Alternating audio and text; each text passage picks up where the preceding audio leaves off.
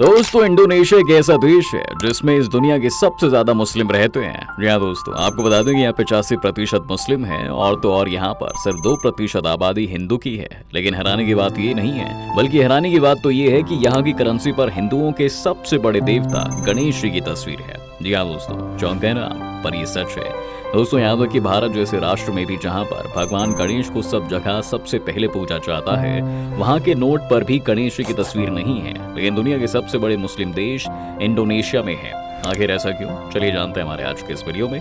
लेकिन वीडियो शुरू होने से पहले अगर आप चैनल पर नए हैं या आपने अभी तक चैनल को सब्सक्राइब नहीं किया है तो चैनल को सब्सक्राइब करना और बेल आइकॉन दबाना बिल्कुल ना भूलें, ताकि हमारे चैनल की कोई भी वीडियो आपसे मिस ना हो जाए। दोस्तों, इंडोनेशिया की जगह कोई और देश अपनी वहाँ की करेंसी पर गणेश जी की तस्वीर लगाता तो शायद ये बात समझ में भी आती। लेकिन बात अगर इंडोनेशिया की जाए तो ये थोड़ा अजीब लगता है, क्योंकि इंडोनेशिया दुनिया का सबसे ज्यादा मुस्लिम आबादी वाला देश है। जी हाँ, कुछ समय पहले ही दिल्ली के मुख्यमंत्री अरविंद केजरीवाल ने भी संसद में ये मुद्दा उठाया था। उन्होंने कहा था कि अगर दुनिया का सबसे बड़ा मुस्लिम देश इंडोनेशिया ऐसा कर सकता है तो भारत क्यों नहीं। और बस जब से केजरीवाल ने ये मुद्दा उठाया तब से ही मुद्दा हर जगह छा गया था। यहाँ तक कि इंटरनेट पर इंडोनेशिया की करेंसी कीवर्ड की सर्च में भी जबरदस्त उछाल देखा गया था। हर कोई ये जानना चाह रहा था कि आखिर ऐसा क्यों है, क्यों इंडोनेशिया की करेंसी में गणेश जी की तस्वीर है। और अब तक तो इस सवाल का जवाब आप भी जानना चाहते होंगे। तो चलिए दोस्तों, अब आपको बताते हैं। दरअसल इंडोनेशिया में नोट पर यह थीम आज से नहीं है, बल्कि ये तस्वीर कई सालों पहले से है। जी हाँ, आपको बता दें कि इंडोनेशिया में ये थीम 1998 में जारी की गई थी। दरअसल इंडोनेशिया में गणेश जी की तस्वीर होना यहाँ की संस्कृति में विविधता को दर्शाता है। साल 1998 में जारी किए गए इस करेंसी नोट का थीम शिक्षा थी। अब दोस्तों, आपको जानकर हैरानी होगी, पर गणेश जी को इंडोनेशिया में कला, बुद्धि और शिक्षा का भगवान माना जाता है। यहाँ के कई शैक्षणिक संस्थानों यानी कि एजुकेशनल इंस्टीट्यूट में भी गणेश जी की तस्वीर का इस्तेमाल होता है। इंडोनेशिया के सबसे प्रतिष्ठित विश्वविद्यालयों में से एक बांदुक इंस्टीट्यूट ऑफ टेक्नोलॉजी में भी गणेश जी की तस्वीर को उनके लोगों के रूप में इस्तेमाल किया जाता है। दोस्तों, अगर हम इंडोनेशिया की करेंसी को ध्यान से देखेंगे तो मालूम पड़ता है कि गणेश जी के साथ साथ इस करेंसी में दूसरी तरफ इस शख्स की तस्वीर नजर आती है। वहीं दूसरी तरफ पढ़ाई करते हुए कुछ बच्चों की तस्वीर नजर आती है। बात अगर इंडोनेशिया की करेंसी की करें तो इंडोनेशिया की करेंसी में गणेश जी के साथ साथ जो दूसरी तस्वीर है वो इंडोनेशिया के राष्ट्रीय नायक हजार देवंतरा की तस्वीर है। जी हाँ दोस्तों, क्योंकि उन्होंने उस दौर में इंडोनेशियाई लोगों की शिक्षा के अधिकार के लिए संघर्ष किया था जब ये देश डेनमार्क का उपनिवेश हुआ करता था। आपको बता दें कि वो दौर ऐसा था जब उस दौर में सिर्फ अमीर और डच समुदाय के बच्चों को ही स्कूल जाने की अनुमति थी।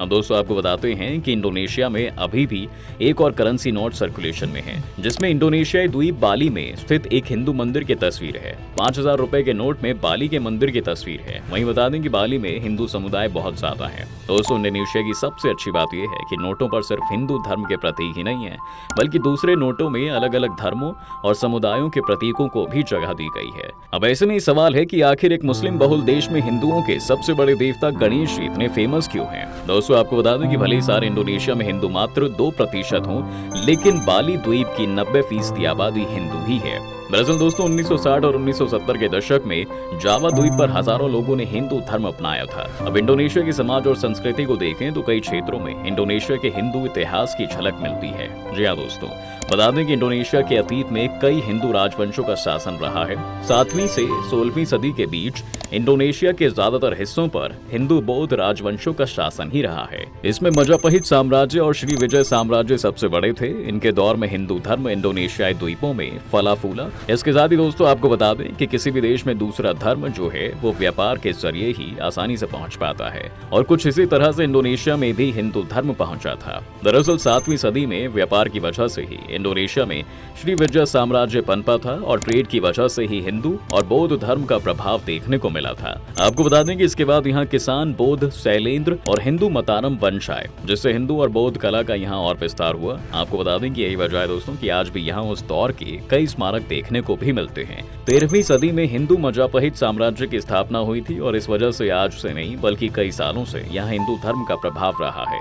बता दें कि भारत और इंडोनेशिया के रिश्ते हजारों सालों पुराने हैं, और ईसा के जन्म से पहले से ही भारत के लोग यहाँ आते जाते रहे हैं, और इसी कारण से यहाँ की संस्कृति भारत से काफी मिलती जुलती है।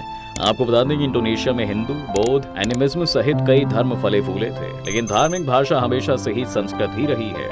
इससे पहले श्री विजय साम्राज्य का दौर 7वीं से 12वीं सदी तक रहा था, जिसके ऊपर वहीं के मुख्य एयरलाइंस का नाम भी गरुड़ एयरलाइंस है और इस एयरलाइंस के लोगो में भी पौराणिक पक्षी गरुड़ की तस्वीर को इस्तेमाल किया गया है। यहाँ तक कि इंडोनेशिया का राष्ट्रीय प्रतीक भी गरुड़ ही है, जिसका सीधा संबंध हिंदू पौराणिक ग्रंथों से है। रामचरितमानस के मुताबिक दोस्तों, गरुड़ पक्षी ने सीता को श्रीलंका से वापस लाने में राम की मदद की थी। कैसा दिखता है इंडोनेशिया में हिंदू धर्म का प्रभाव? दोस्तों, इसके कई कारण हैं कि आज भी इंडोनेशिया में हिंदू धर्म का असर दिखता है। आपको बता दें कि इंडोनेशिया में एक जगह साल 1961 के बाद से अब तक लगातार रामायण का मंचन जारी है। रामायण से जुड़े किरदारों को निभाने वालों में हिंदुओं के साथ साथ दूसरे धर्मों के लोग भी शामिल होते हैं।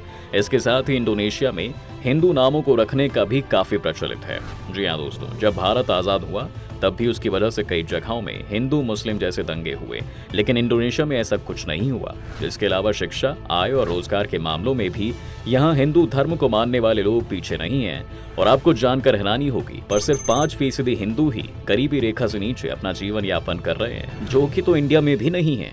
इंडोनेशिया में आज भी हिंदू धार्मिक पुस्तकों का काफी महत्व है और कहा जाता है कि अगर इंडोनेशिया में महाभारत और रामायण का जिक्र करेंगे तो वे कहेंगे कि ये तो हमारे ग्रंथ हैं। बाली में भी भारत की तरह सुबह सुबह भगवान को भोग लगाया जाता है। बाली को देखकर ऐसा लगता है कि जैसे श्री राम, सीता, हनुमान, सुग्रीव यहीं के रहने वाले हैं। दोस्तों, यहाँ तक कि कुछ साल पहले इंडोनेशिया के संस्थापक और पहले राष्ट्रपति सुकर्णो की पुत्री सुकमावती ने 26 अक्टूबर 2021 को इस्लाम छोड़ हिंदू धर्म अपनाया था।